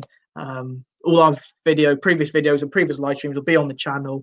And yeah, thank you for supporting us. We're trying to grow as a channel and get better. And yeah, this is just the start. So yeah, appreciate your time for watching. Thank you again. Appreciate everyone to come on. Like I said, we'll see you probably tomorrow for another roundup of the transfer news. With, you never know, maybe as many breaking newses and done deals as tonight, because tonight was a little bit of a mad one. So appreciate everyone for watching. Thank you very much. See you in a bit. Cheers. Thank you for watching.